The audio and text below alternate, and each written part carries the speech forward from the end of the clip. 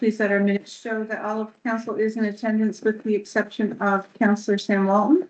Did he send us regrets? He may try to join online. Okay. Yeah. Thank you. We also have members of our staff here. We have representation from the RCMP, and we have some special guests as well. So welcome to everyone. Thank you for joining us this evening. Item 3 is approval of the agenda. So moved, Your Worship. Councillor Smith will second that. Motion has been moved and seconded to approve the agenda for this evening. Any question on that? Hearing none, all those in favor raise your right hand. Motion is carried. Item 4, approval of the minutes from our prior meeting. Councillor Smith will move that we approve the minutes as presented. Councillor will second that. Motion has been moved and seconded regarding the minutes from our prior meeting. Any questions on that? Hearing none, all those in favor raise your right hand. Motion is carried. We will move on now to number 5, conflict of interest declarations. Anyone this evening feel they are in conflict of interest? Okay, hearing none, we will move on. So item 6, correspondence, presentations, and petitions. Item 1 is we have a special guest from the Multicultural Association of Carleton County. I want to say that prior to our meeting, we had a bit of a meet and greet social time from 5:30 to 6:30, and it was completely enjoyable. So we look forward to your presentation, Mary, and we want to thank you for the guests that you had invited this evening, and it was lovely to meet her, and we look forward to your presentation. Thank you very much, and thanks for having me, everybody. I am here on a very general information presentation, so just wanted to meet you all at the same time and say hello and let you know what I'm up to and bring your attention to the opportunities that we have through the Multicultural Association through my role. So Tracy mentioned that meet and greet. The idea behind that, as the community involvement and volunteer coordinator, I'm noticing that there are a lot of people that have been moving to the area that are not yet aware of the Multicultural Association. And so I am approaching each municipality that we serve, and I'm starting with my favorite. There are a lot of different countries represented here in Hartland. A quick peek at our software. There are 13 different countries represented in the Hartland catchment area, either currently or in the past, from clients at the Multicultural Association. That number was more than double what my guess was, even having been working there. So that was wonderful. Morocco, India, Nigeria, South Africa, Brazil, Philippines, Ukraine, Sri Lanka, Germany, Pakistan, and of course the US and UK. So as the community involvement and volunteer coordinator, I get the fun social job of meeting people, finding what their needs are, and connecting them with the community members that are interested. We're always looking for volunteers. So I chose not to bring our tall banner tonight because I'm going to bow out so you can carry on, but I'm going to leave these here for you. I'll pick them up next week. We're always looking for volunteers. And in particular right now, we have a real big need for volunteers for our tutoring program. We also are always looking for volunteers for our First Friend program. So that's quite what it sounds like when a new client arrives in the area and they're looking to get their social circles started. We lean into our volunteer bank and try to match based on profile, appropriate likeness from their application. So maybe someone loves to work with animals and maybe we can pair them with someone who has a hobby farm, that kind of a appropriate matchmaking. So the First Friend program is pretty popular. We also are usually busy with our clients doing hands-on volunteering when we have events. And that helps our newcomers acclimatize to volunteering. We are a community and a culture that thrives and depends on volunteerism. And some of our clients come from areas that's a completely unheard of concept. So sometimes people are learning what volunteering even is. We also pay attention to what type of volunteering they can be matched with, because sometimes their path to permanent residency comes with parameters that they're not allowed to be volunteering in a specific, maybe professional leaning area. So for example, if someone's trying to get into the teaching world, they might not be eligible on their visa status to work with the school population while they're approaching their visa. So there's lots of little nuances to be familiar with. So we have to make sure we're helping them out and not hindering them. The MAC settlement services include that tutoring, but also specifically English support. So we're always looking for people that are interested in helping newcomers practice their English. So that's a very easy volunteer opportunity. I see in the brochure, adult English language. Yeah. Also French. We don't provide French service, but in our tutoring program for the homework club, if a student who is a MAC client is requiring some support in French, and we have volunteers who have put their hands up that want to help with the French subject, we can pair them, but it's not a program that we fund.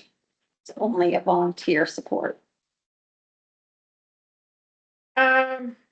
So I think that's pretty much the best high level bullet points. I really just wanted to put the bug in your ear that there are all kinds of wonderful new people moving to the area. We had a really nice discussion prior to this meeting. One of the topics that came up was, how do we approach the conversations that are dainty or awkward to get started? So just that knack of how do you ask somebody what you want to know about them without worrying that you're coming across as gruff or rude, or so that was great. I think that's a universal caution we're all carrying, and rightfully so right now. So I'm sure you all have met some people in the neighborhoods that are new to the area and probably receive a variety of formats of welcome or not. So, yeah. So does anybody have any questions for me about the role or about MAC or anything? Do you have some of these things that you're going to leave that we can keep here for people if they come into the office? Yes, I did leave a few, but I'll leave some more pamphlets. Yeah. And I'll leave a few business cards for all of you in case you're hungry to volunteer. How many volunteers do you need to help things run smoothly with our current population? So right now on my newsletter listserv, we send out around 880 active clients. And I believe we have around 85 members. So you can become a member of the Multicultural Association as a Canadian citizen. It's a $20 annual fee for a family, or $10 for the year for an individual. And that allows you to participate in events. I'll get to your question. That's not volunteer. No, I'm going around about, we have events and MAC clients, so newcomers and immigrants would service those events as volunteers. So the number varies depending on what we're doing at what time of the year.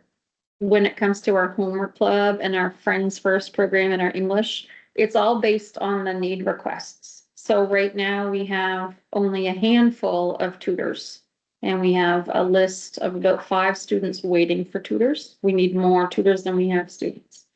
So I don't have an absolute number at the moment, but Is there an age limit for the tutor? Can they be a high school student serving a younger student? We absolutely accept student tutors Okay. as long as they can visit the office during the home club, which is on Thursdays. That's a good question. That homework club services students K to 12. We're really seeing a lot of elementary, middle school, only a few high school interests. Mhm. Do you have any ancient tutors?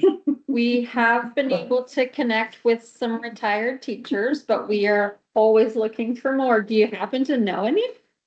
Yeah, I know a few. Ancient of days or retired teachers? Retired teachers. Yeah, so there's another volunteer opportunity that's really beautiful. I had mentioned it earlier to Stuart. The holiday host program, it's a beautiful concept. It's a really nice opportunity because it's a one-off. You pick an event that you would like to showcase in your home for maybe a neighbor that's a newcomer or someone in the area, and we help match you. And then you decide what you want to share with that newcomer family. So sometimes it's decorating a Christmas tree, or maybe having a turkey meal, or maybe just showing them how you make homemade hot chocolate. It's really up to the host family, whatever they want to showcase. And the newcomers are grateful. They're not picky. Like, it's not at all, oh, we don't want that. We want this other opportunity. They're just so eager to learn Canadian culture. The girls that were here earlier, Mhm. are they members? Yes, yeah. So you work with them? They are community members that they attended tonight as members, and one is a client. Yeah, yeah. So we had someone who's Canadian, who's a member, and a client from Morocco that just left. Hmm. Yeah. Are there any legal requirements in terms of criminal records check? Yes. Criminal sector, all Yeah, those things? yeah, pretty standard. Yeah. Yeah, there's a, So he check us out, would he? yeah. Yeah, we He's have to already, go through he's that. already been checking you out. They already been checked, they don't have any. Bad news or no everything. Yeah. Yeah, you walked into that. He doesn't know me personally, but I'm on file. On file. That's funny. You'll have to walk around and see his name, please. So when is your next event that you'll be looking for? So we are in between event coordinators at the moment. Okay. And that position has just been posted. So our events have just had a pause momentarily. But annually, regarding that membership opportunity, the membership allows you to attend member-friendly events. Not all events are for members, but every year MAC puts on a harvest supper where they showcase the traditional Canadian Thanksgiving. And every year, Bridget Williams caters that. Anyway, and then we also hire local ethnic food vendors. So people from the community that want to be members, it's a very small amount of money for the entire year for all member related activities. And just for that one event, you get to try all the food of your neighbors and meet some new people. So the value is, it's really just a token cost to help offset the cost of that one event, but it extends to all the other events. For a volunteer, the time that they volunteer, is it? How much involvement is there as far as time goes? Okay, that's a good question. It really gets to be set by the volunteer. So that tutoring, for example, if you were not able to commit to the entire fall session of tutoring, Now, when you mean tutoring, are you talking about tutoring students? yeah, there are two options. You can do English tutoring for anybody at any age, or you can do the homework club. Some with specialized education degree, Counselor Britton would be great for that. Mhm. Some of the specialized education degree would be great for that tutoring role. I don't think I'd want to be any involved with my specialized education. I Something I appreciated that Celeste had posted, and I mentioned this to you when I first came in this evening. And what is Celeste's role again? Celeste is our executive director. So she had posted recently, because we know we're not nearing the holiday season, and I appreciated that she mentioned all the different cultural celebrations that are coming. Mhm. And I think an education piece on that would be really, really not only important, but interesting. And I think that would be really nice if we could have more information about that. Yeah, I'm just making a note for that. And a volunteer now that would be tutoring adults, you say in English. Mhm. Do you have some kind of a program that they could follow or? The English tutoring program is designed more as English practice. It's really conversation based. But you have a basis to start from, right? No, not in that regard with the English tutoring. So we have teachers on staff. So that would be more of a formal approach to a client's needs when it comes to the English language. The English tutoring would be more practicing speaking in English. So a lot of time when people are coming in and they get assessed and they're just beginning their English language skills, they slip on the smaller pronouns. Let's say that's an easy one. And we just, in that conversation-based visit, you would just simply redirect them and say the correct. But a volunteer would have some direction as to how to go about doing it, So for the, being a help. when it comes to the homework club, yes, Mhm. there would be this is what the student's lacking. Here's the curriculum that they're working on. Yeah. Yeah. Hmm. Yeah, good questions. So I didn't really finish one of your points about the proper protocol. We do have an application form and the vulnerable sector check Hmm. and references and that kind of thing. And is there an individual center or group here in Hartland versus Lawrenceville versus Woodstock, or is it just one centralized location for, I guess, the offices or the supporting spaces? Yes, it's just an office in Woodstock. Okay. There was once an office in Lawrenceville.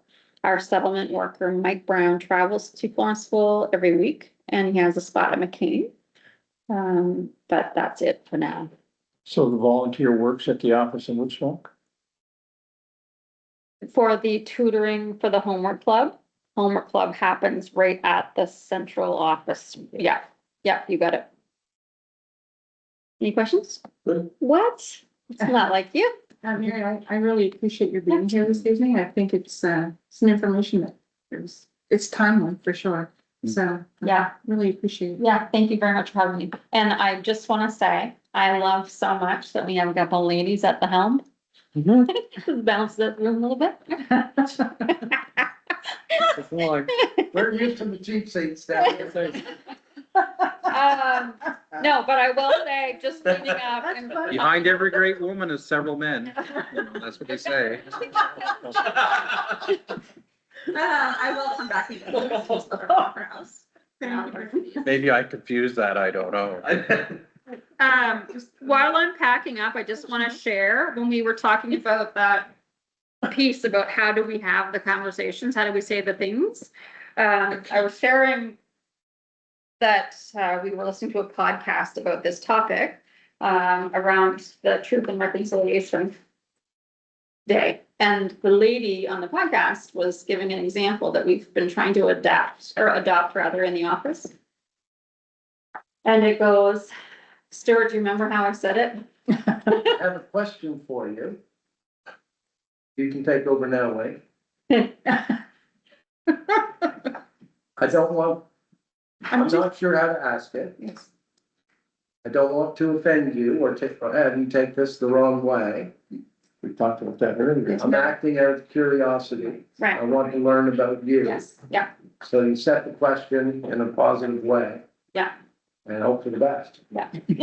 And even though that was specific to the Truth and Reconciliation, the larger point that we were sharing about it is most of the time, we're just humans trying to have a human experience with one another, but there is a great dose of sensitivity in the air, rightly so, or not, whatever. But that's a nice way to get to know your neighbor, just, okay, how can we just safely step forward towards someone a little bit and take it from there? And look at the proof, like Sukana, who just was here from Rockland, lives in Hartland, lives up the hill, works at the hotel in Florenceville, moved from Moncton, chose little Carleton County.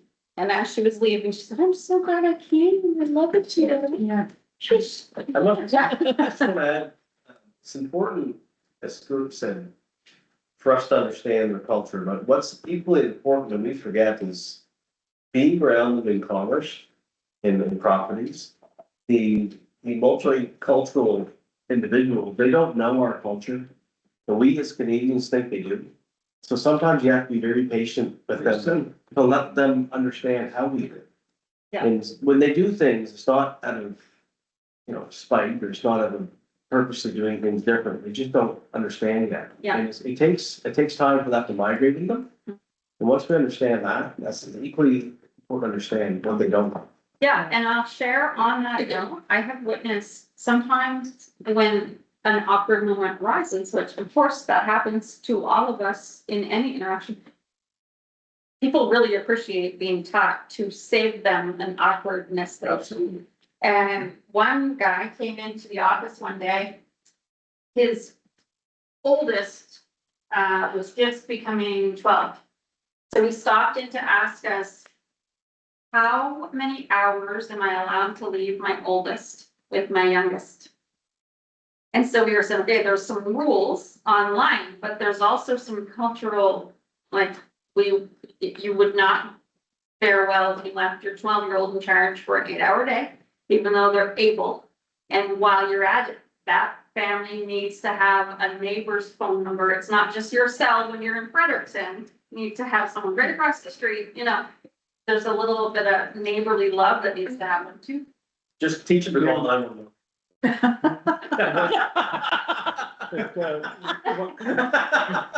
What Lee has mentioned, do you see people that, are Canadians that resent someone moving here and bringing their culture with them? Personally, I haven't, and I think that's too wrong. I think that people who know me know my tolerance level, honestly. But I think that, back to the point about having conversations that, like, we need to be able to have these conversations, there's definitely some, legit conversations not happening properly in the community. I think the more we practice having those, the more it's okay, we have to get used to being able to say things. I think I'm answering your question, but I also have to be careful. No, but Mary, I think you've brought this to our attention again in a very good and timely way. And I think the fact that we've had such a lengthy conversation. Yeah. And had that hour with our guests. Yeah. I think it's more than appropriate that it happened today. And I think we have a lot of learning to do and a lot of progress to make, but I think it's good to get going. Awesome. I know you guys have a lot on your plate tonight, so I'll just leave it with, please find our Facebook group. And so that you're just starting to become familiar, if you're not already following it, so that you can see all the beautiful things that are happening in that. And have a good night. Good luck. Thank you so Have a much. good night. Thank Thanks you. a lot, guys. I'll take a lesson from Sesame Street. We will move now to item 6.2, and Sergeant James Gallant is with us this evening. If you'd like to come and present the report for us. I'm going to sit anywhere, stand anywhere. You can be wherever you want to be. Who's going to tell you what to do? So what I brought tonight is quarter one. We're in quarter three, but quarter two is in the making, and I'll get that to you guys as soon as I have it. It's basically a lot of numbers and graphs and stuff, so I'll go over a little bit, but if you guys have any questions specifically, we'll obviously talk about them. So in quarter one, which is April, May, June, in RC 12, Hartland consisted of 13% of the calls. And as you can see below, there's not a huge shift in the calls. I mean, traffic offenses obviously went up in RC 12 because we have a full-time traffic member now here.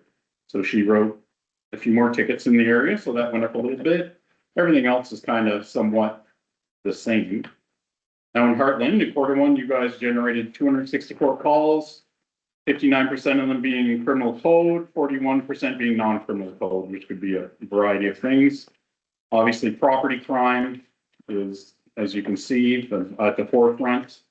We had a little spree with some 3 kids yesterday, the few days before. They were caught in Fredericton this morning. A whole bunch of charges are coming from that. So a lot of them went up and down the river here from Carleton County down, a few of them in Hartland.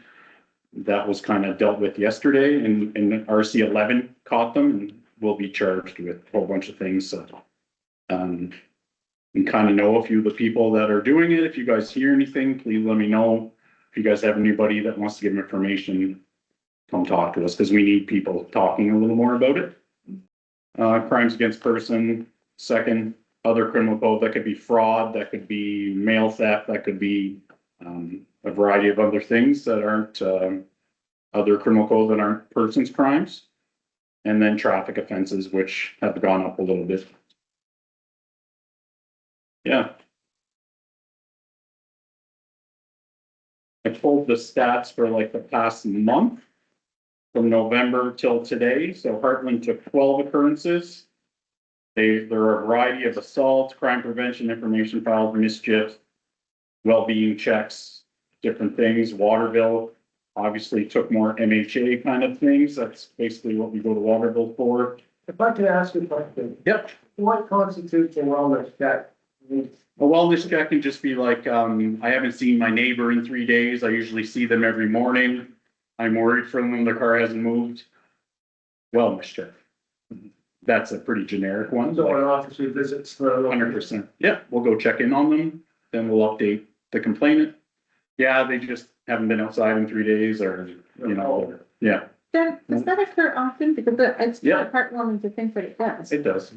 Yep, well-being checks, there was a few here. There was 2 out of 12 calls. With the mental health crisis going on, it's. Mental health is probably the highest thing I deal with and the most frustrating in this province. We deal with a lot of it. I would say every call has a little sprinkling of mental health to it, so it's high on our list of things we deal with, so. And then in Waterville, 22 calls, big chunk of them were speeding violations. So our traffic unit was out giving tickets. Then there's a variety, there's one pointing firearm, possession of stolen property, traffic collisions, those kind of things, so. Nothing overly alarming, but. Just a question, as curiosity, if you see a strange vehicle parked in a place that is just odd for that vehicle to be, Yep. it's there for a few days. What number or who should you call to report that kind of thing? Because I know we have. There's the non-urgent line on the internet. If you pull it up, it's there. Don't call 911 if it's been there for 3 days and it's just been like, your gut's been telling you that something's a little off. Yeah. Call the non-emergency line. I know it's not the fastest line for them to pick up, but you gotta be a little patient with it. That's out of my control. But just get as much detail as you can, a plate, description, how long it's been there, what it's been doing. Yeah. And almost like a welfare check. A member will go check on the vehicle and see what's going on. What's an abandoned call? An abandoned call could be, is there more specifics to that? Abandoned could be abandoned 911, an abandoned vehicle. Those are 2 of the biggest Listed ones. there, abandoned calls, so I just wonder what. We get a lot of during storms and stuff. We get a lot of 911 hang-up static lines. Those will be abandoned. Second it starts raining, static lines start coming in. Basically through the 911 system, and it's just static, so. I know we've been very fortunate in the municipality here, but how do you find any increase in the homelessness or the, I haven't in noticed, the no, region? no, I haven't noticed. Even Woodstock doesn't. Like every once in a while, there's a few that kind of come through, but they're not staying, and there's not, like I've worked in places that have had homeless problems, and it's definitely not here. Yeah, and it's not like if we have a man that needs to go somewhere, there's not a lot of male shelters, like we gotta steer them towards Fredericton, which is kind of sad sometimes, but the need isn't there as much as other places, but yeah. You definitely don't have an issue with it here. Have you guys noticed anything? I haven't. We had, a couple here a year or so ago that were, Yeah. it was more winter time, but I think it becomes more obvious because a lot of people are tenting and just pulling off in an area of the woods or a piece of property somewhere. Mhm. I think there was one in Florenceville that was around for a few weeks this summer underneath the bridge by The- McCain. The female, Yeah, yeah, that was mental health as well, like, you know, when it comes in, we try our best to get them somewhere to guide them, but sometimes it yeah, takes a while. yeah, but the resources aren't here. to And resources support. just aren't here for that kind of issue. If it was an issue, I'd like to think they would be, but there's quite a few we just drive to Fredericton. Yeah, I've had some interaction with, a few citizens who were curious about the breakdown for Hartland, so I like the way the report is laid out, so. It's laid out way better now, eh? Yeah, we can Yep, share that with agreed. people. Yeah, And I'll get you the quarter two as soon as it comes out. I think that's great. Should be soon. I must say, taking my child to school every morning, it's nice to see that you guys have some presence in the school year. Yep. For, I suspect that the complaints about speeding or whatever going on, Yes. that it's nice to see. So what I do for RC 12 is that I have a school liaison officer for each school named. And every month I assign them a task that they have to do one patrol and one visit. So the visit can be go in, speak with the principal, see if there's any issues and bring them back to me and we'll speak with the CPO about programs. And then I want them going in the morning and doing a patrol for speeders and stuff. And then they write a report for me at the end of the month and I calculate it. But it's, For 4 days after the traffic snail space. yeah. So as long as they don't get pummeled with calls in the morning, like I try to get them out there to the schools and yeah. from what I'm reading, it seems to be working. Yes. Yeah. No, it's good to see, and I'm a principal of a local school and having, officers attend some of our drills that we've done to Mhm. see how we conduct them, are there areas we can improve, that there's been some feedback that way too, Yep. which has been nice, so We that, have to update our safety plans for the Yeah. school every year, so that's, yeah. yeah, it's. And the lockdown drills have to be done and documented and. Yeah. I want to say that, as far as the communication that, both our CAO, Julie, and I have had with you has been very good. I mean, you're very open to, Mhm. you know, taking and receiving calls and that sort of thing, and you're not afraid to reach out either, which is great. Yeah. So, no, we really appreciate that, as well, and that communication is valuable. So, I'm always here. I'll always answer. Yeah, no, you've been great on the few issues. Thank you. I appreciate it. Any other questions for Sergeant Cohen? Thank you so You much. guys need me, know where I am. Thank you. so much. Have a good night. You too. Item 6.3 is an invitation that we have received from our library board, and I'll just read the invitation so you all know that you are welcome. Invitation to the Hartland Library Board's 2025 Christmas dinner. We at the Hartland Library are very thankful for your continued partnership and support.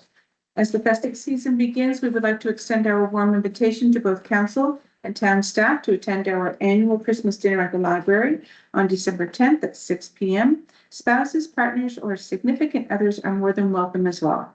So they've asked for an RSVP to Jeff by Saturday the 6th and wishing us Merry Christmas and warm wishes for the festive season. So if you are interested in attending, if you could reach out to the library staff, that would be greatly appreciated. And we're meeting on the 13th as our own Christmas function of that, yes.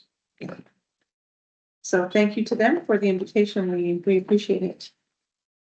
Okay, so we will move on then to item 6.4. Is regarding some water pooling on McLean Avenue. And so how do you want to handle that one?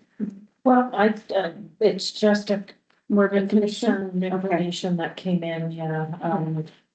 Again, we've had a few reports from people that live right there, not far from the ambulance building, that there's a water pooling concern. I think part of the issue is ditching.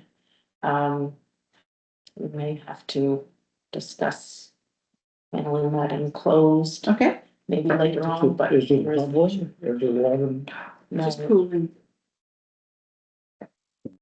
place for the water to go. So we'll address that in closed session then. Well, thought we could chat about, So it's basically runoff, isn't it?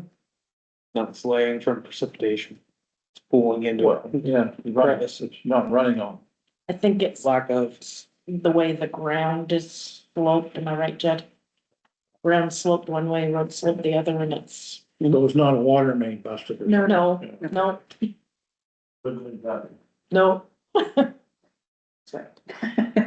We will move on then to item 6.5 is pedestrian safety concern on Main Street. And again, this is, well, it was brought to Jason's attention this time, but it's not the first time we've heard it within the last few weeks, just how dark it is there along Main Street. We have ordered two lamp posts that have been on back order that we're waiting and waiting. But then maybe the Christmas lights being put up will help with that a little, but If I may, yeah. talk to Peter Peck for Valley Equipment today, and talked about it in work arena. So we've removed a couple of the lights down by the waterfront. We're going to attempt to see if they will work as temporaries Okay. and still the lights come. Okay, We just spoke to that this afternoon about the spirit problem, so. okay. That's all I can promise at this point. Unfortunately, they're back ordered and we're being told we won't receive them until January. Yeah, it's always been a bit of a problem, like whether you're entering here around the contour of the garden and the library, or you're coming down here late at, you know, this time of night or even darker, when we get the over cloud, right, the overcast, and our asphalt's so black and this corner's so dark, it's really always been hard to see. We used to have those beautiful garbage cans with the ornate, you know, there were some folks who used to take those garbage cans and throw them in the street, and you could not see the garbage cans on the pavement until you got right to the can. So it was like, it's been noticeable for a long time that corner is particularly dark. So I think now with the increased traffic flow, people are worried about striking people. It's a difficult thing though, too, like, your only thing is is putting lumens down on the street. So if you have an open globe, lumens are gonna escape into open area. Right. What's the legality on some sort of a speed bump? I know the winter for plow we removed them, but. And I'm asking that because I was in Halifax last week on a. Not very busy street. Let's just say they had speed bumps. Fredericton's got a bunch of them. And my point is that as. You know, Dan Ross has, I don't know how many hundreds of people working in the office, and as the courtyard becomes bustling and busy, and we do have a tourist bridge, there's people walking everywhere. We have a commercial traffic rolling through there. They're expected to slow down to 30 kilometers an hour on a school site, but yet we let them roll 50 to 80 kilometers an hour up on Main Street. So I'm just wondering if there shouldn't be a discussion possibly no speed restrictions there. On Main Street, would you have to get provincial approval for such a thing, would you not? There would be a conversation that you had, which you shared about it. But. Definitely. I mean, that area is in particular. When you think about how many pedestrians at any given time would be on that area, daytime or night. The most, you know, it just seems that if they have, speed bumps to slow traffic down on a not so busy street in Halifax, then what can we do to slow traffic down here? And I know for at least 3 of us around this table who live on Main Street, we know what the traffic is like. It's crazy. It's like a runway and, you know, perfect racing script, not that I advocate that, but, it is like it's. It is, yeah. But in fairness too, commercial traffic, when they're coming down from the importance, by the time they hit that corner, they're not going fast anyway. So would it be too much to ask for them to continue going at a slower pace up through that high traffic area and then double into 50 kilometers an hour down past the Baptist church or something? You know, I think that there's merit there. Or reading speed zone and maybe a traffic. I might just. Move the fire hall. Yeah. We do have some troubles anyway, from time to time. Yeah, so there's just a lot of congestion there in front of the bridge. Yeah, we've got traffic coming in from different areas and, It's hard to get out of the parking lot, at the Fresh Mart at 5 o'clock. One observation I have, I don't know the answer to this, but just for information is the other thing too.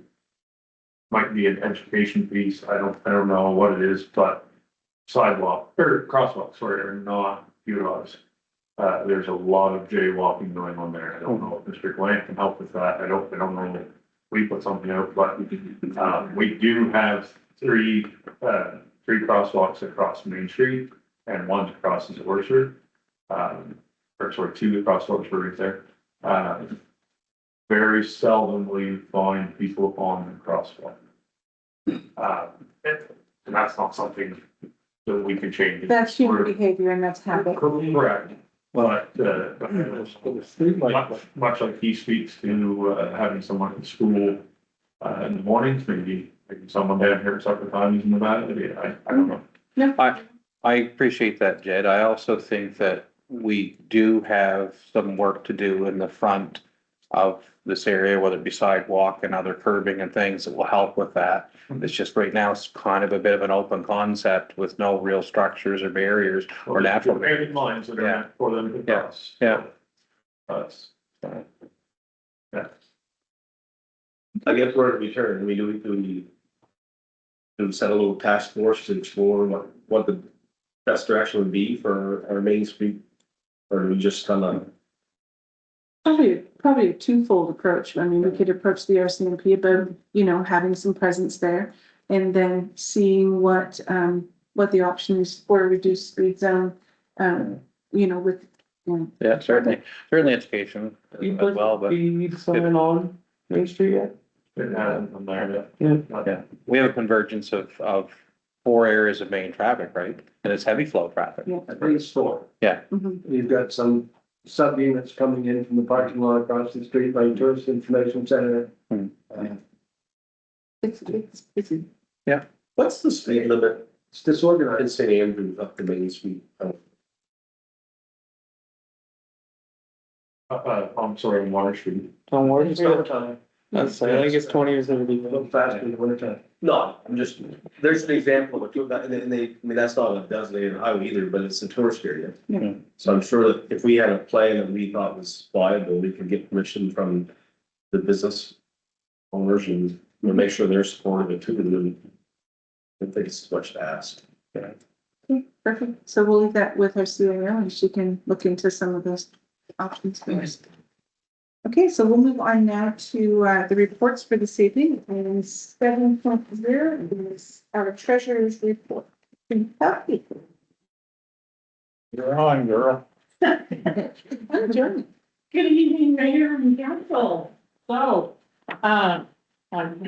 we'll begin by saying that I need more information.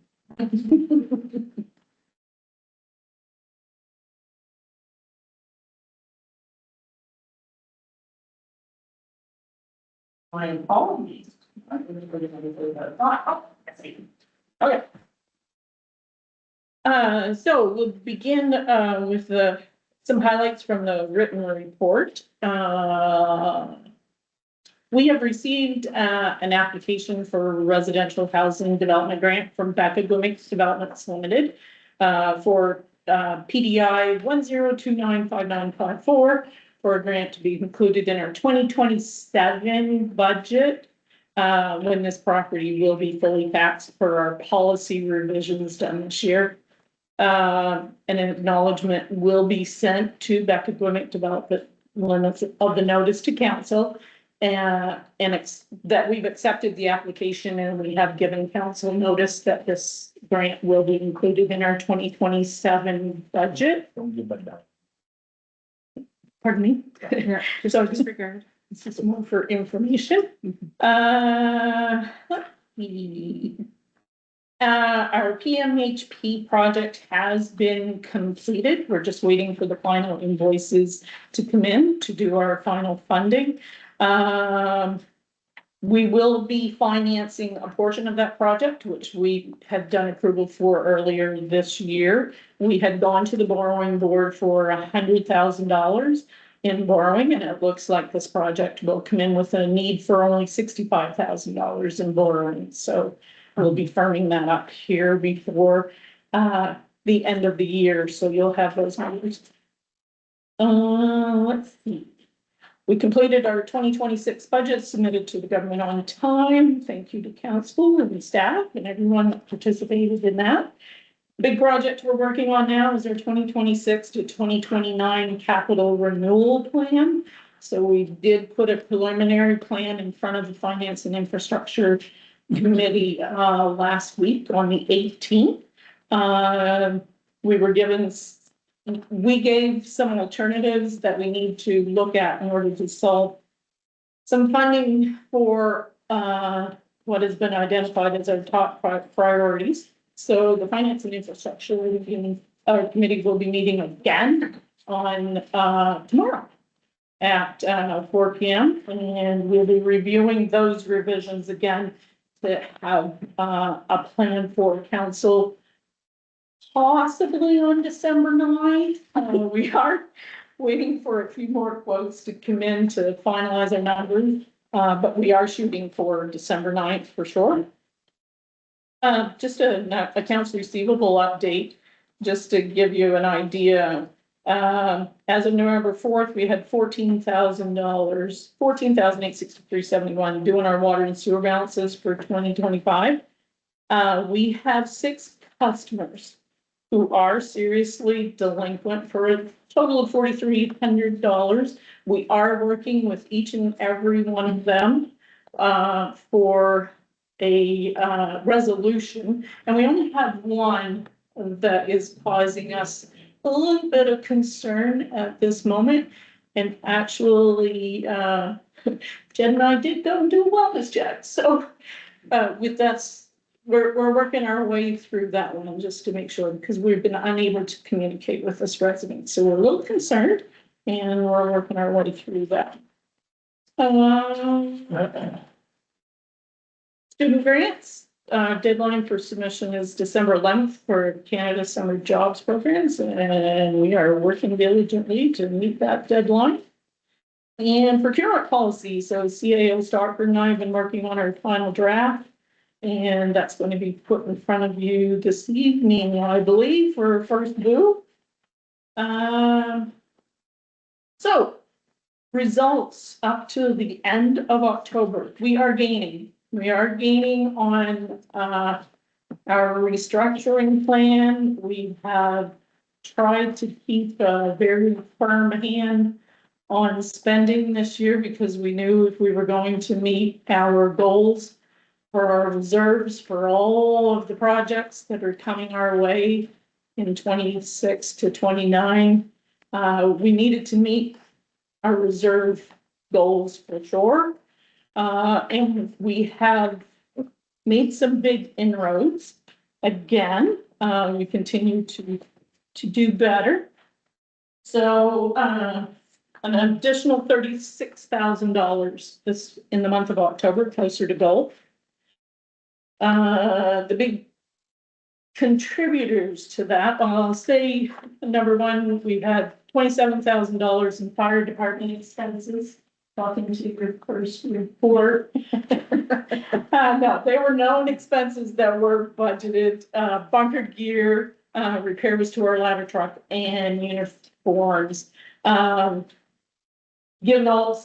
said that, those line items are still under the budget for the year, so they were all budgeted expenses, but they all hit in the same month. The other piece of expenses that hit was, of course, was $46,000 of our portion of the PMHP project. And again, things that we knew were going to happen to us. But what offset those particular expenses in October was we did get an $83,000 refund in our PMHP project. So I'm handling that project a little bit differently now.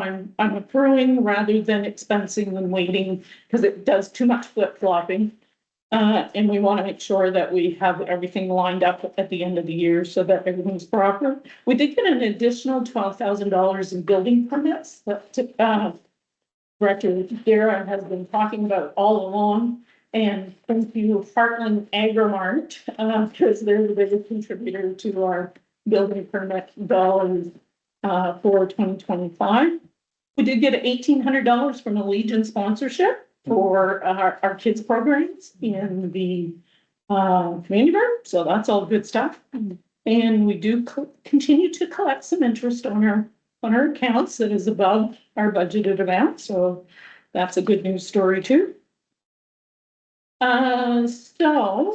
Given that, I am putting forth to council a little later in the agenda that we do our required reserves. And when I say required reserves, these are the capital reserves that we budgeted last year that are necessary for us to be able to do the things that we want to do in the coming years. So we'll explain those a little bit more as we go along. I also included in your package a little summary. We had done one last year, but this time of dollars coming in for recreation versus some costs for each of those programs. I know you've asked for that kind of information off and on. So good news is basically we are our costs year to date for 2025 have been about the same as our total cost for 2024. But if you look at our revenue, we are just in our programming revenue.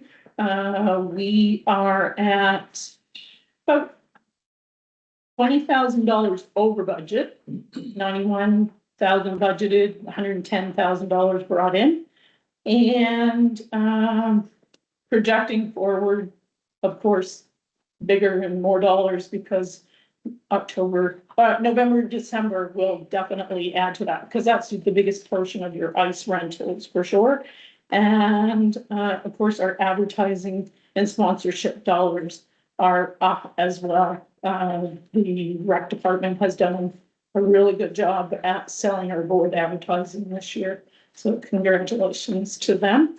If you have any questions on any of that, I can definitely get back to Are you you. saying we made money on recreation this year? No, but we're definitely increasing our revenue. And actually, our budget has not yet been approved by the province, but they have come back to us with some questions. And one of the questions that they did ask was actually about some of our revenue changes. And revenue changes with regard to recreation would now have the Panthers back in town, which is awesome news for us. And we also had some rate increases that were overdue because Hartland had kept their rates at the same level for a long period of time. So those types of explanations we've been giving back to the province. And nothing too alarming. They did ask about that.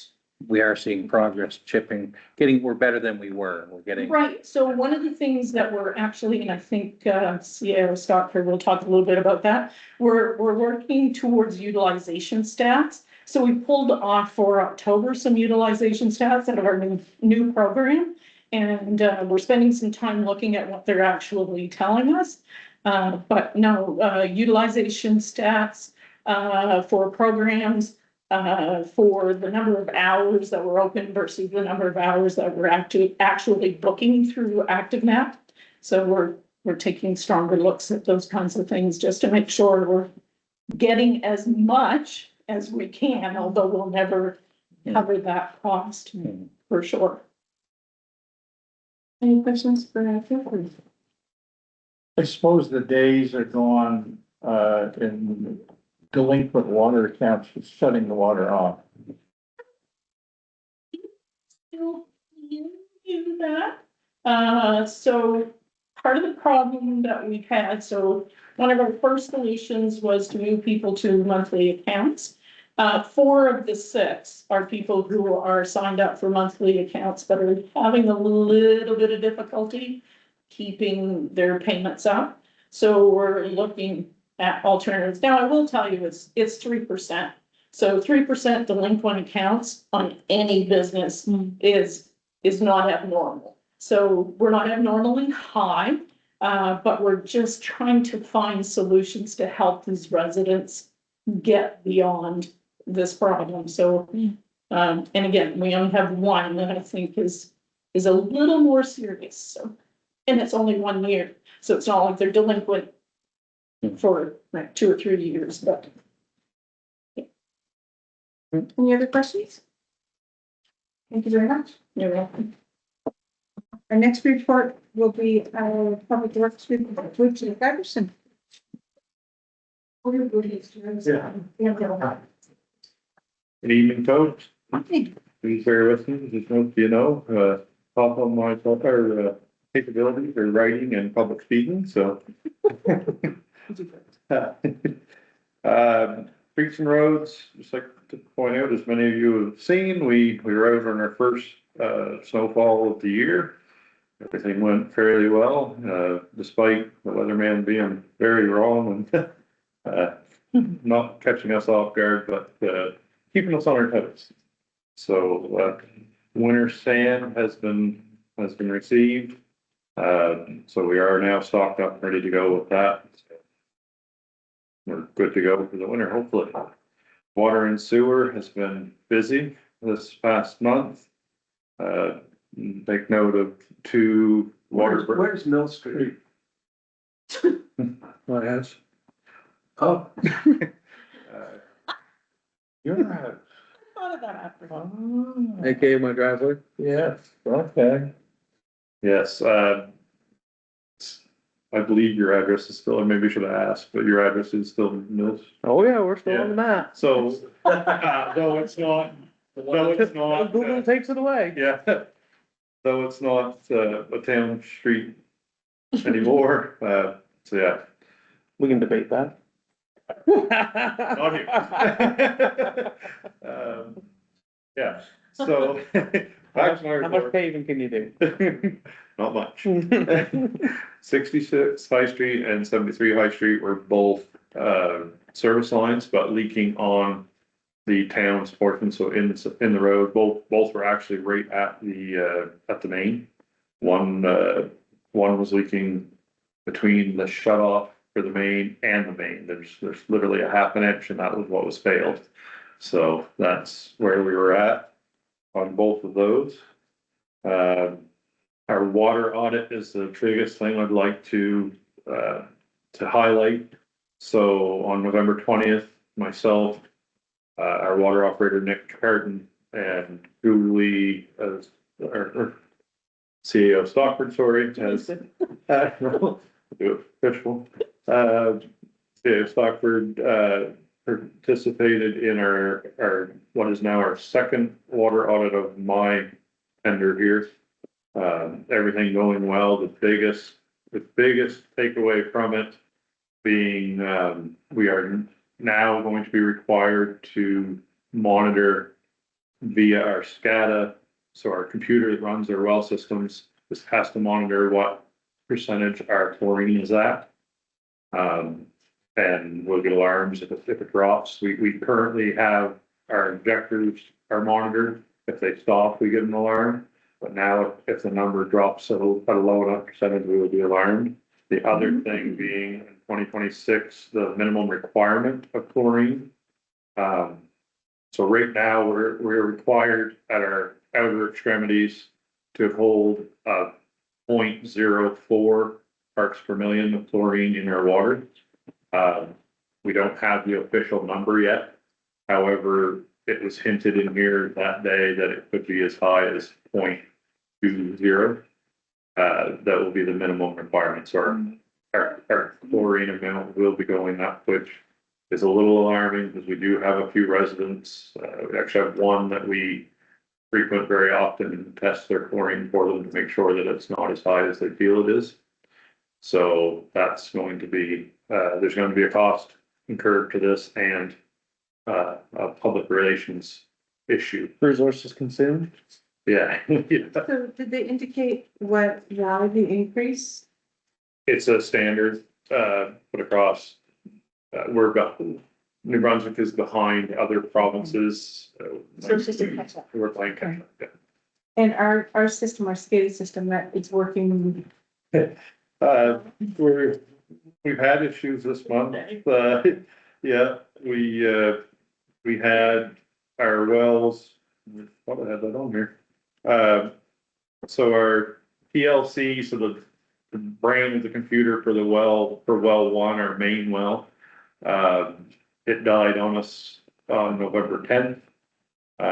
It took about 8 days to get everything coordinated and lined up to replace. So, but that has been replaced and upgraded so we have a computer system and a radio system in those buildings. We upgraded the radio system because that had failed as well.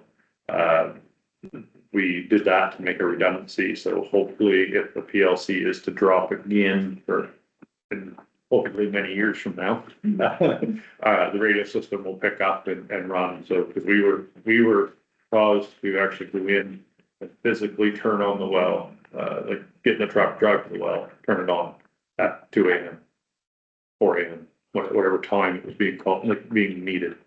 So, that's why we wanted the redundancy on the system. And yeah, just so it's abundantly clear, Yeah. all municipalities in the province of New Brunswick will be subject to this minimum chlorine standard, correct? I will say, we have kept ours as close as we could to the minimum. Mhm. And others don't operate in that manner.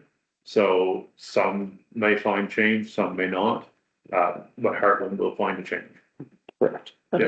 It's All coming. municipalities will be subject. Yes, this is, Coming so, from the province. the water audit was, attended by the Department of Environment and the Department of Health. They are operating bodies that mandate what our approval to operate says we need to do.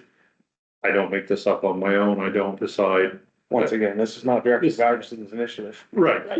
So what is the consequence or penalty to a community or a municipality who's in violation of this? We can lose our, absolute worst case scenario, we can lose our our approval to operate.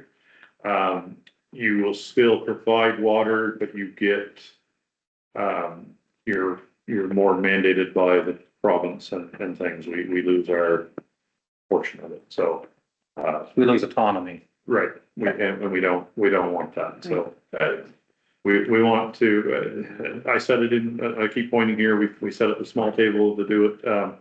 I said in here, and I said at the end of the day, my family drinks this water. I went to school with the people in this town. I worked with the people in this town, or relatives of them. You know, we want to make sure that we are keeping our community safe. Not to be cliche or anything in this, but it is drinking water. You are consuming it.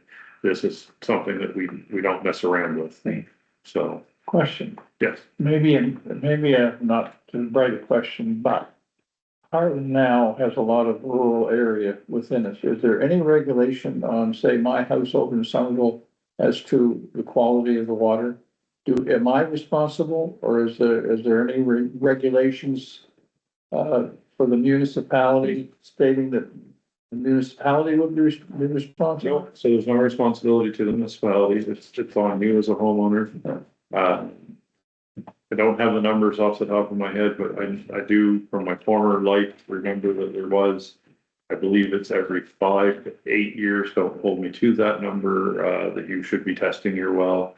At the point of any sale, you need to test, and So there's no regulation, municipal regulation to determine whether an individual household in the rural area should have a UV system in? No, that's the problem. The answer for the UV system is yes, we should have it.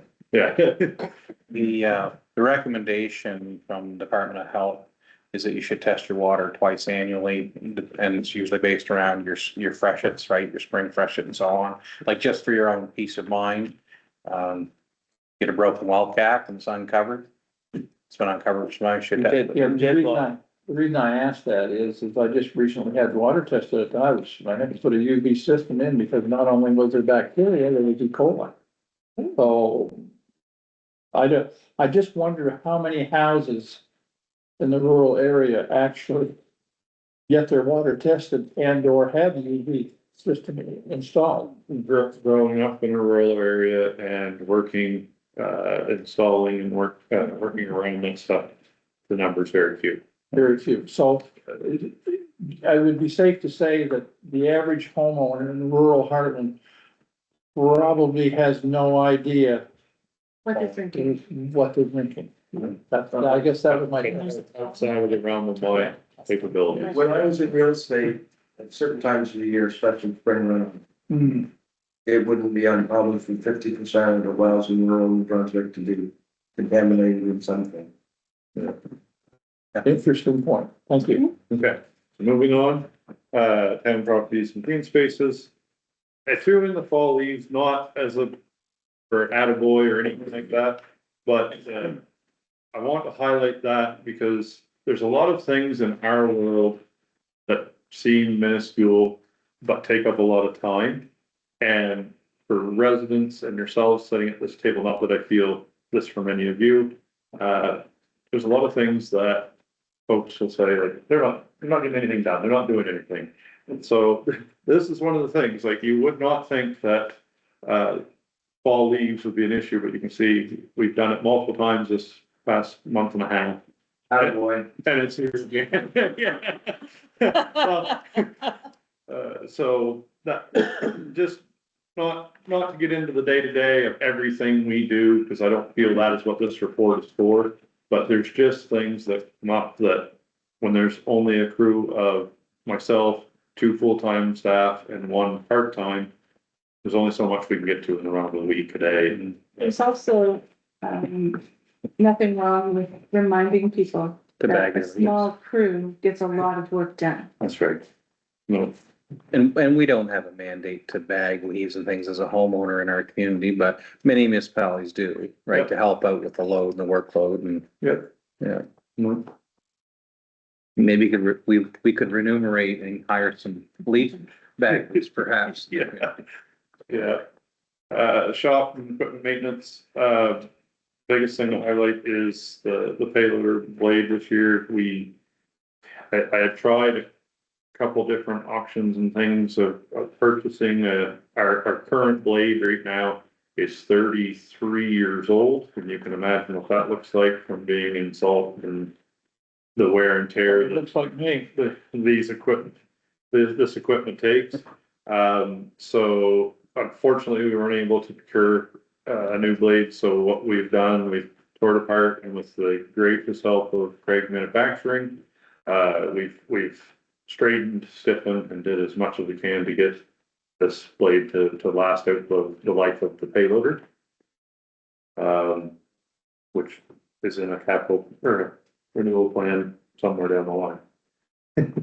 Why did you look at the treasurer when you said that? Cause she looks at me at everything wrong. So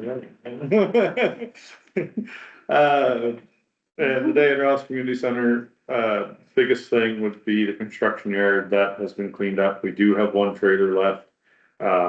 It houses a lot of, sticks and bats and some recreation things that we kind of need to find homes for within the building, which storage is not great supply inside the building, so we're working out scenarios and things to get that done. So that trailer will be gone this winter at some point, but currently it's kind of a storage shed as well. So, any questions?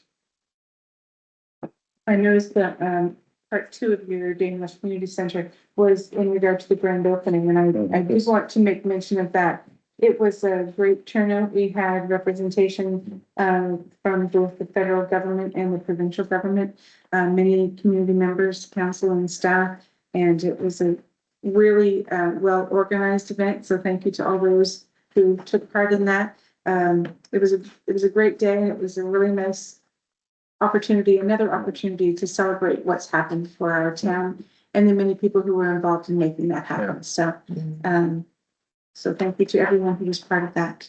Had 3 folks into the arena just on the side, all very astonished with what we were able to create there, and very envious and wishing they could have in their communities what we have. Had a couple questions of cost and things and how we manage it. So it's been quite neat to work around that project. So thank you folks for your time. You're welcome. Not to sound sappy, but we're glad we leave this up to you. Gotta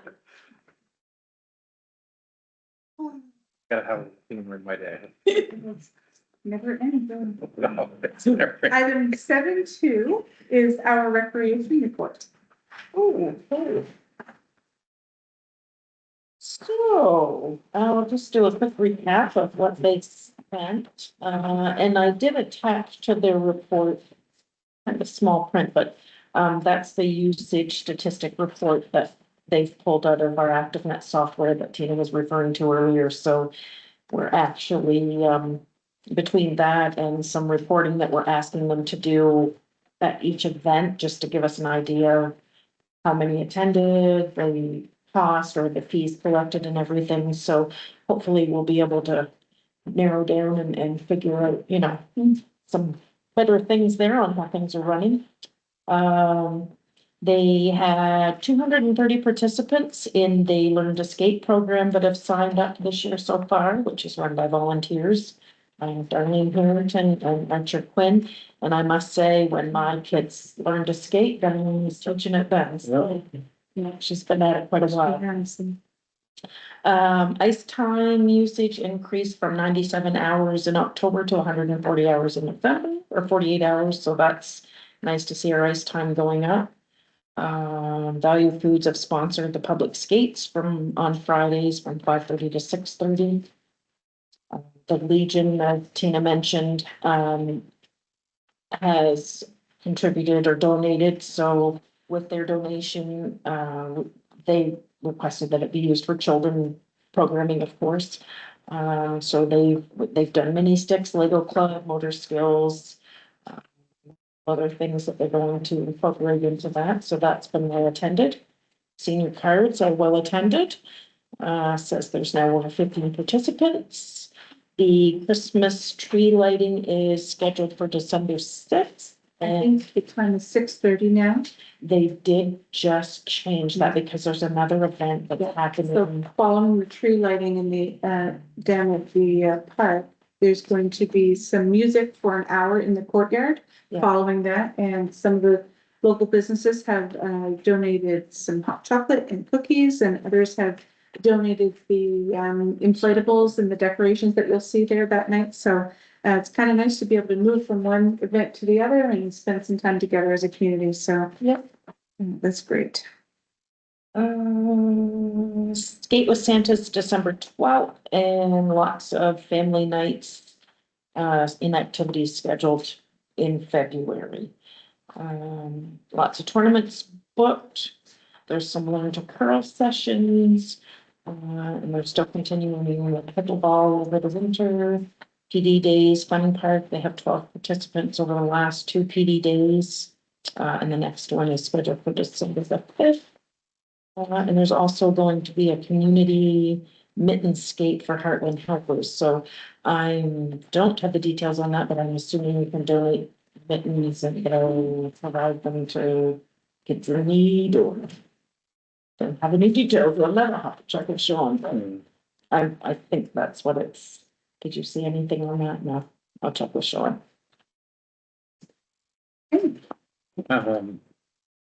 We had a survey link from Harlan Helpers too. I sent that around to see anybody that was interested in participating in that program.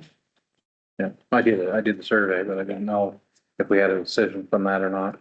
I have one question, and it isn't really about recreation per se. Is it highlighted again here, an example of recognition letters or plaques or acknowledgement for people that devote a significant amount of their time and volunteerism for the community. I know we noted that Darlene's been a part of that for more than probably 2 decades, I suppose. Yeah. But just something we've talked about from time to time in council is recognizing individuals. And another point to remember that I don't think we've ever finalized something in that regard. If we could make a note of that. Oh, that is in the works. Oh, Yeah, Tina and I have been perfect. working on that. It just kind of got pushed aside a little with the budget and the capital plan. Well, that's okay. That's very important. Okay, we will then move on to item 7.3, which is our development report with Michelle Derrah.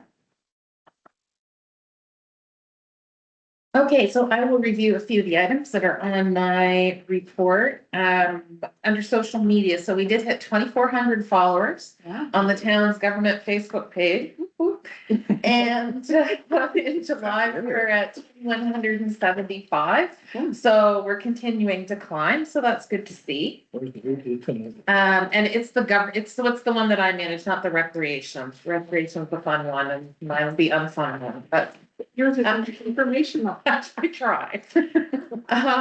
And under community development, so the first two items there, at the Dan Ross Community Center anniversary night on November 14th, the Central Carleton Nursing Homes Without Walls, Hartland.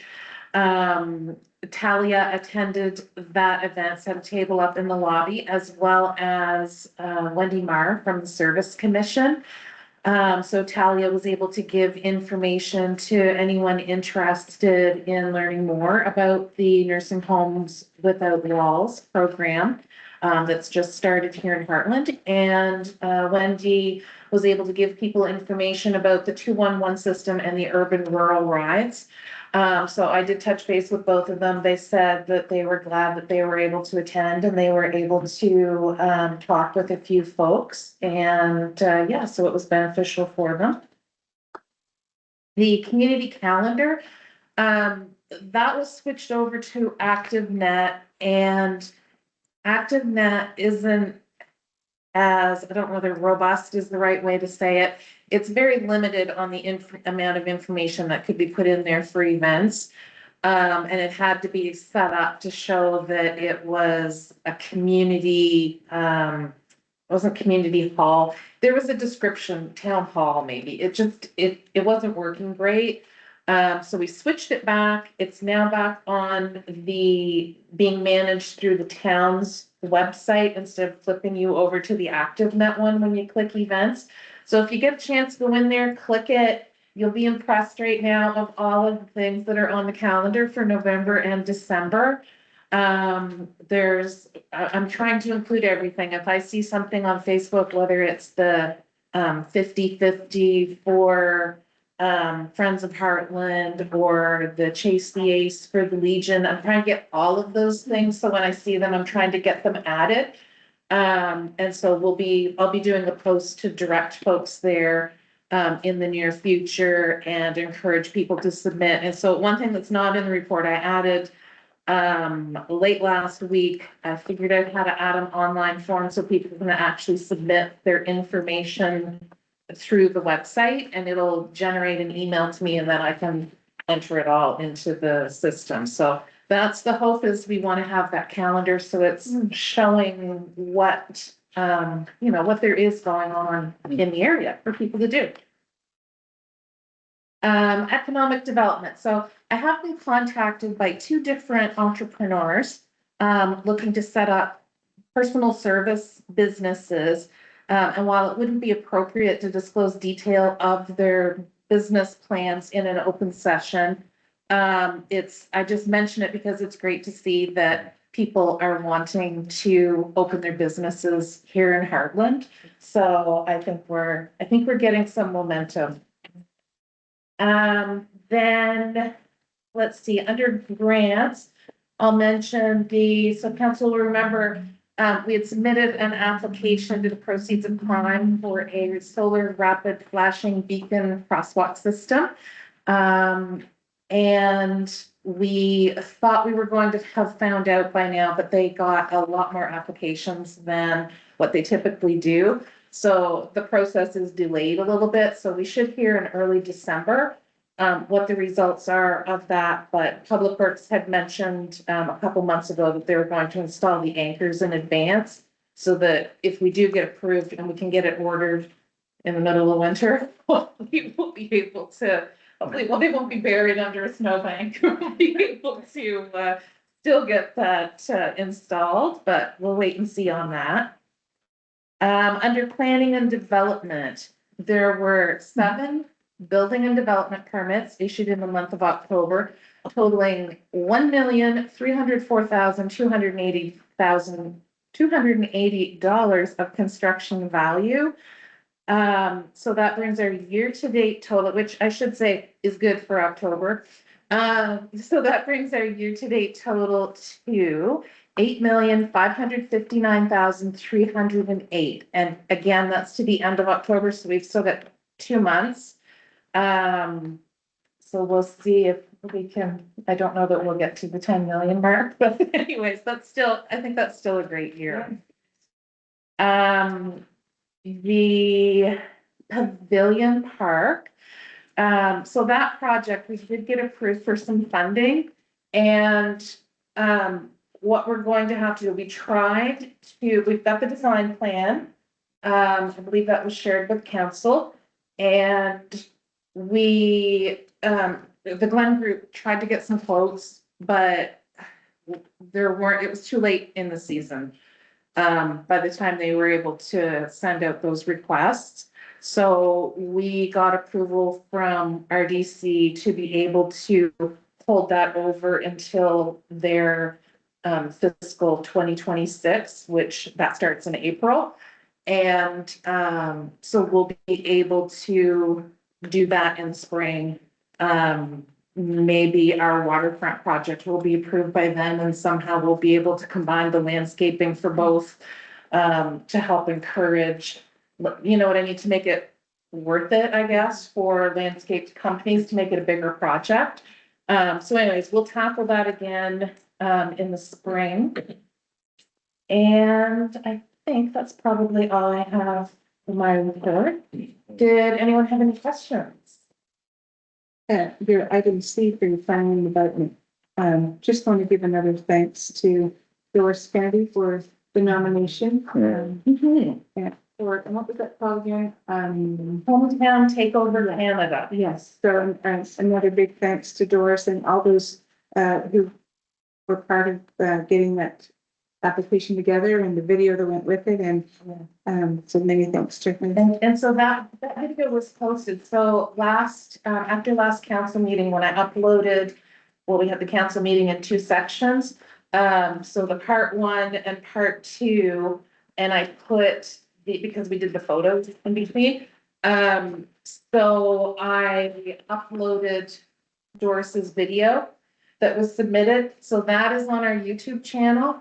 I should have checked it today. I checked it early last week, I want to say, and there was 310 views, which is a lot. Again, for the unfun channel. So, yeah, so if you're talking to somebody and you're mentioning this project to them and they want to see it, they can check out our YouTube channel. Just search I think it's youtube.com/HeartlandNB. But if you search in YouTube Hartland NB, it should come up. And yeah, you can show folks the videos to them. All right. Thank you very much. You're very welcome. Now, is this an observation, or is this your first report? Sure. We have our newly appointed fire chief, Philip Ram, who is here to give us our fire report. Right there in front of you is pretty short for this month. I've had 12 calls total. 4 alarm calls, 2 medical assist calls, 4 miscellaneous fire calls, and 2 accident calls. One was a crash detection. iPhone dropped it. But miscellaneous fire calls are people calling in, they might see smoke in the sky. They're not aware of, somebody might have a burn permit or might not have a burn permit, so you get those calls that you have to reply to, I guess, and then feed some information to some people, and hopefully next time they get a burn permit. Right. Was involved with a new tanker pre-production meeting with Malca, just to go over some of our details on that. Today I got to deliver a prize from the fire marshal's office for fire prevention week to a grade 3-year Oliver Logan, so he was pretty excited with that today. I signed off on 3 burn permits. Captain Giberson signed off on 1, and we gave some information out to some people for some future burning. So that's all I have. Any questions for our new fire chief? Well, this might be a question. There were a couple of concerned citizens who reached out to me Sunday about some burning in the area, more residential than rural, and a lot of black smoke billowing from behind a garage. Yeah. Looked like maybe oil or plastics, I'm not sure. So they had the question, who do we call? What do we do? Is there? My first advice would be to be neighborly Yeah, and go see what's going on. yeah, Just, how are you making out kind of thing? Do you need assistance? yeah, Cause you don't want to call 911 and get 20 guys and then take the fire trucks over and you're the bad neighbor all around. So yeah. that's the first thing to do, I guess. Then if it's not a nuisance, then call me or Yeah, one of the officers or something like that, I guess, but we can go check it out. If it is a fire and you think it is a fire, the coach call 911. right. I think their concerns were initially it was so close to the house. Yeah. They thought maybe the back of the house was on fire and they were waiting to see if there were responders. And then I think what it was is perhaps burning some things that are likely not permitted in our burning. Probably stockpiling for the last Not, 6 months. well, not sure, but it went on for some time, so Yeah. I had some citizens reach out and had a concern. Yeah. Yeah. Thank you very much. Okay, and then we have our CAO report, which is. And that's all on most of the things. Business as usual, there's been a uptake in, some dog concerns lately I've seen come through. Few reports on different issues, some speeding. I've had some residents reach out about, uptake in traffic, and so it's just been directing people. Most of it has been outside of the old town limits, so it's just been directing people to the right places and sending information to DTI. I've submitted some tickets for follow-up. Finally, as everybody knows, we got the budget through and moved on to the capital plan. Treasurer Pelkey and I have been working and Director Derrah on the procurement policy, which is coming up later. So hopefully we've got that nailed down. If not, we'll go back to the drawing board and make a couple of changes, but that's part of the game, I think. We're implementing, as per the statistics, I've started implementing some reporting structure for recreation, just so we can gather data. Some convenient things, forms similar to the survey that you filled out that they can complete with the QR code right on their phones. So it's easy, and it goes to an Excel spreadsheet to collect some data as well. We had a great event, as everybody has mentioned, on November 14th. And I just want to say kudos to the great team we have, because town hall staff, public works and recreation all pulled together to pull off our little event, and it went off without a hitch, but it was stressful behind the scenes for everyone involved, but we did it. So that was, that's a great accomplishment for all of us. Learning for me, but that's par for the course. Assistant clerk and myself recently attended some MRO training in Woodstock. So we'll be looking at implementing some of that down the road. What is MRM? Municipal Records Authority. So there's a certain way they want our information stored. There's length of time, certain records have to be kept, some different things like that. So they're slowly implementing, and you can see probably there'll be down the road some checks on that type of thing, but so we're partially there. I mean, it was definitely started before my time. So they have made some changes in 2022 to their report, or the way they want things done. So that just comes down on us to make some changes as well. And I attended, in addition to that training, I attended University of Moncton, of course, on working with council effectively. So hopefully that will make things better for you. Thank Well, you. just continue to. Always room for improvement. Any questions for CAO? Be concise. Thank you for that. We will then move on to Business arising from our prior meeting, and item 9.1 is regarding the beautification committee. Okay, so that was something that council had agreed to proceed with, I believe it was September.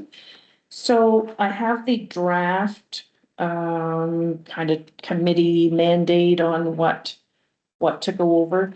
So the purpose is to establish an ad hoc volunteer beautification committee for the town of Hartland, tasked with enhancing and maintaining public flower beds, planters and seasonal displays possibly.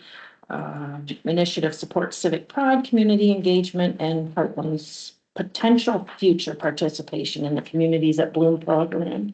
So that we definitely would need to build to participate in that. Suggestion here is 5 to 7 community volunteers. We would definitely want a staff or 1 or 2 staff members on that committee. The town would manage the budget, manage any expenses, anything, just basically looking for volunteers that would help or organize another group of volunteers to do some planting, deadheading. Staff would still maintain the regular watering and fertilizing, so none of the heavy lifting, just the fun stuff. So the lady that looked after that last year, sorry, Wayne, Sarah. That's exactly what I was gonna ask, was Well, Too much for one person. it was too much for one person, so we're hoping with this, something similar to this being implemented, reaching out to her and letting her know what we've planned. She may possibly be interested. But she definitely needed extra help. It's a lot to take on for one person. I mean, she- there always was a beautification committee, and it's all defunct now. They resigned, Yeah. they tendered their resignation. 2 years ago, 3 years ago. Yeah. So Sarah did a fantastic job. Yes, yeah, for sure. But you can see where the need for this is there, It can help, yeah. for sure. And I just think if we have some structure so people know what their agenda is and what their duties are and who's responsible for what, makes things. So is it up, is Stuart, Councilor Fairgrave going to, is that gonna be his total responsibility to get volunteers? So we would post something to call for volunteers, but we just wanted to have things organized and know what, when we. well, and that's why I had asked about Sarah. The point by point, the chronological order of the way that she did things was Right. very effective. Right, That would be extremely beneficial. yep. And I think maybe, I mean, I can't speak for Sarah, but she may be interested in She'd be a coming great back coordinator. if she had some help and we had some help for it, yeah. Yeah, it seems to me the folks who look after the community garden, perhaps too, there might be someone in your organization to want to be on that committee. Overlap. for sure. Right. Yeah. And maybe from the Chamber of Commerce, because it does beautify the town. Yeah, perhaps someone from Kank, Knowles Larson Community Center would be We might willing. even be, what did you say? Someone from Kank, the Knowlesville Yeah. Larson Community Center, sorry if I stuttered. We might even, Mary was here earlier, maybe even someone from the Multicultural Association, some of the, newcomers may want to take part or, yeah. Reach out there. Sure. So would you like to have a motion put forward then? There's 3 motions, actually. Well, it I think you depends just- on, You want a motion to move forward on the mandate, correct? yeah, if Yeah. if the mandate's acceptable, and then I did have, depending on what council decided or what they wanted to do, there were some potential motions there, but basically, if you want changes to the committee mandate, the draft, or anything, and maybe you want some time to review and table it on another meeting, like that's. Oh, just heading into winter, I don't think No. pause to review is gonna hurt. No. No, it will not for sure. Yeah, so we can do that then. And I'd ask that it come forward as an agenda item after the Christmas season. Okay. Table until. When, I think if we're gonna pursue volunteers. Yeah. Can I ask, Yeah, we can go with volunteers and just finalize this.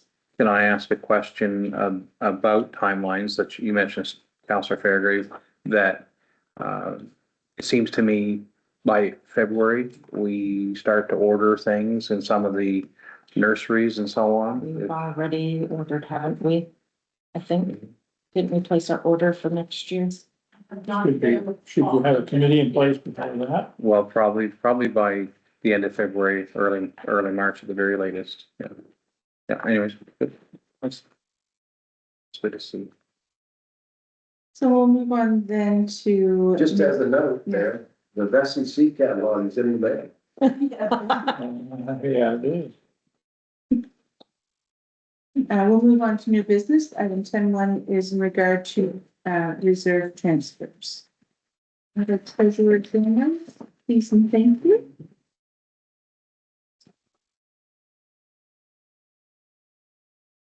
Okay, so the first transfer that I'm asking you to consider is the most complicated out of the group that we're asking. So I actually gave you a little bit of information about MB regulation 2020-52. And just for the information of our new fire chief too. This does affect the fire department budget, but it is a separate line item, just so you are aware. So basically, regulation 2020-52 does stipulate that in a community of our size, which is fewer than 3,000 persons, an amount not exceeding 65% of its water cost may be charged against the general operating fund. So our budgeted water costs for 2025 would allow us to transfer up to $113,000 under this regulation.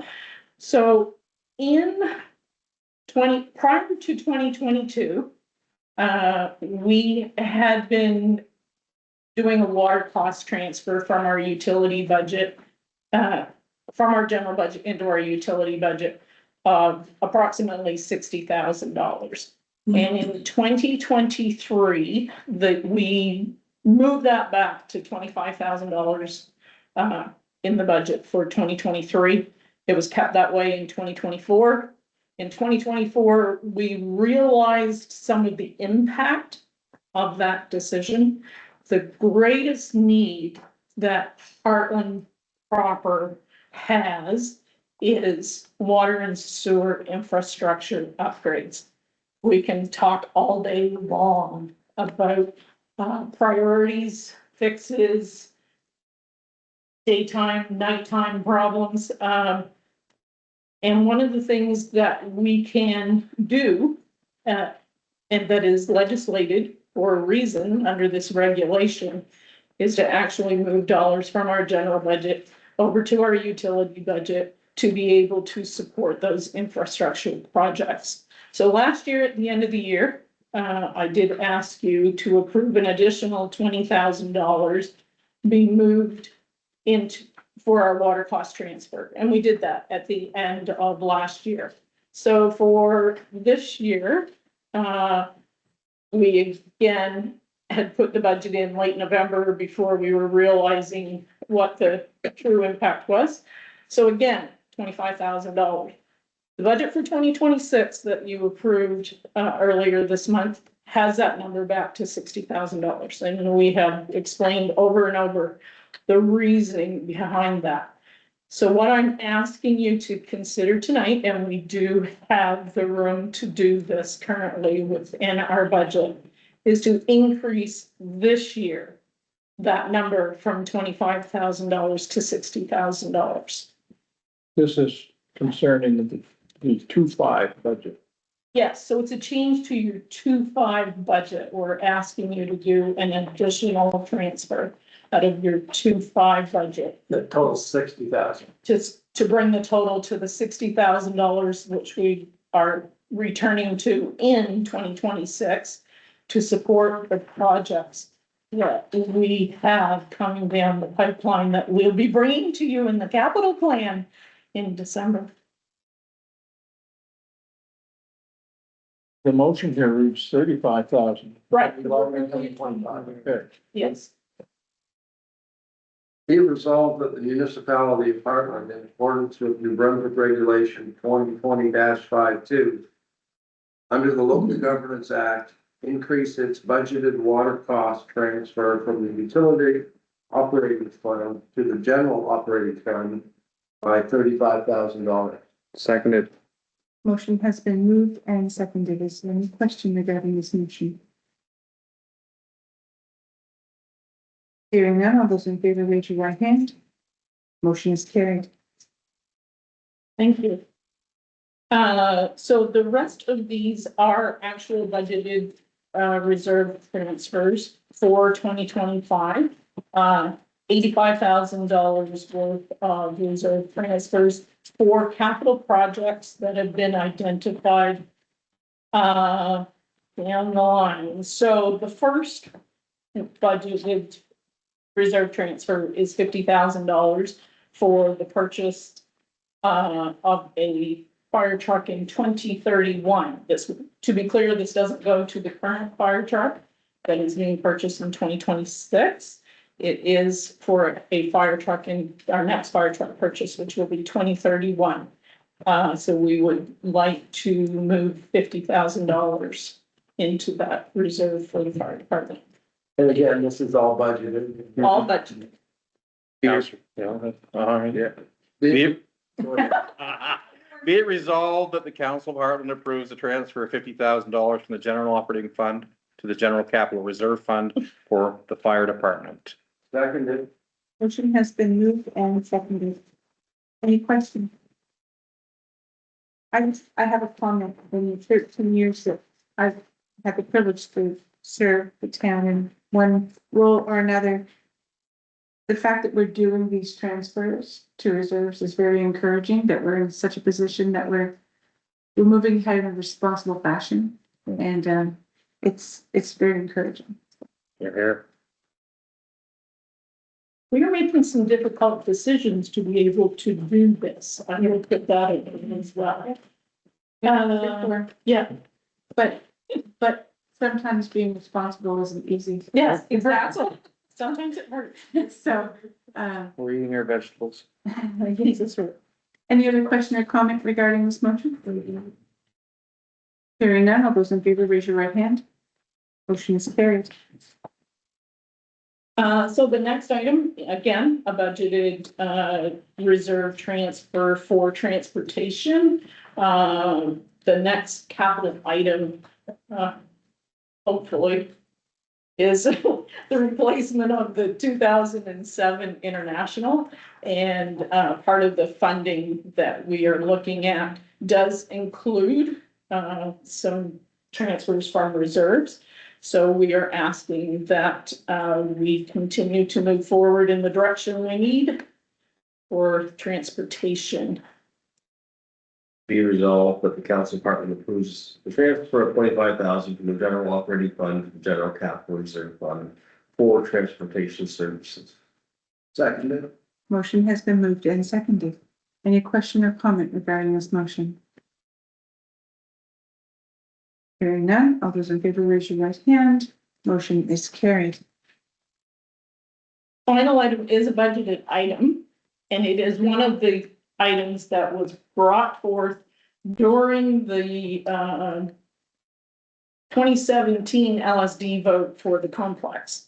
One of the things that was included in all of the discussions that we went to the LSDs with was that Hartland would begin a reserve for recreation for particularly the ice plant, knowing that down the road it would need to be replaced, and that Hartland needed to be in a better position perhaps than we were in 2017 when we did that. So although the amount that we have budgeted for 2025 is only a stepping stone, it is the beginning for us to make future increases to this reserve.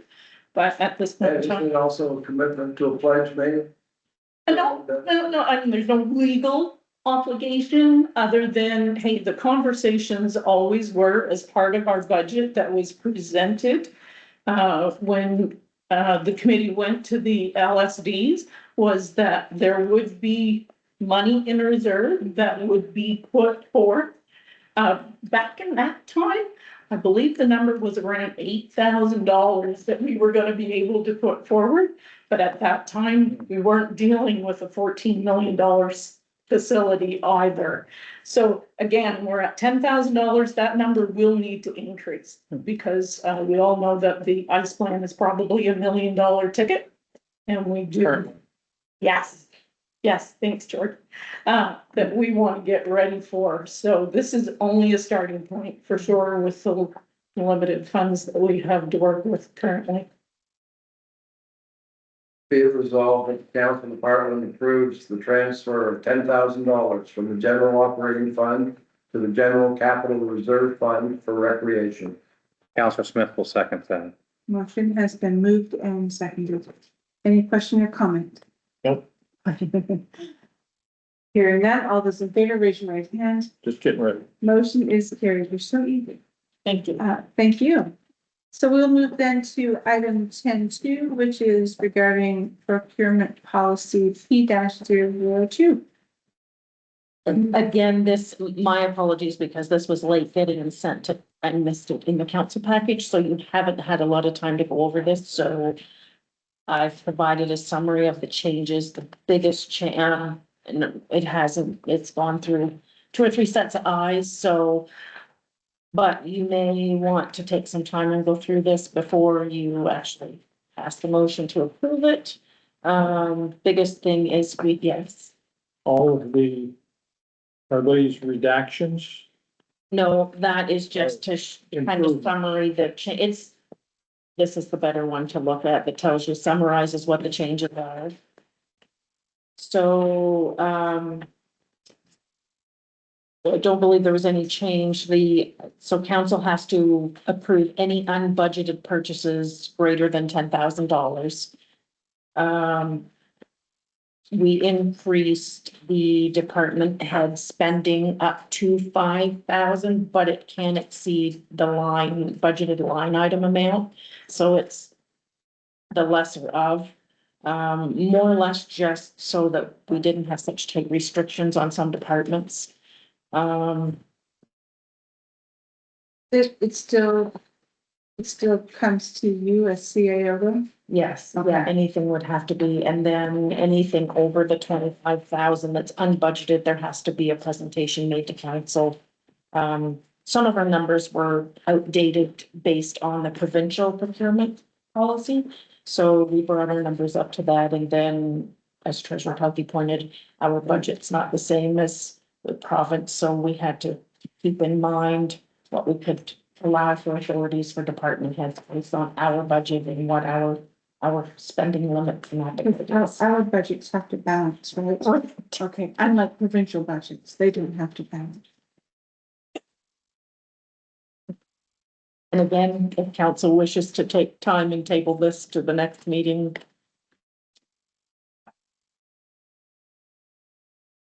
What would council's pleasure be? Would you like a little more time to review it? I'd take time to review a little further. Okay. If you have any questions, before the next meeting, and I'll include it again in the next package for you to review. Yeah. Okay. So, the dates of our next meeting. So this will come up at our next meeting? Yes, yeah. You need a motion to, We have to have a motion for table. Yeah, we have to have a motion to table. Counselor Smith will motion that we table this for the next council meeting before we proceed further. Moved in, seconded to, table the procurement policy until our next meeting. All those in favor, raise your right hand. Motion's carried. Might I add a comment on a previous item? My brain just didn't have time to process the information. No. Yes, okay. Well, that's okay. I can take now. take through that long to process? Sometimes. Motion 4 in what we move forward, just so we're clear, is 1/100th of any future cost of replacement.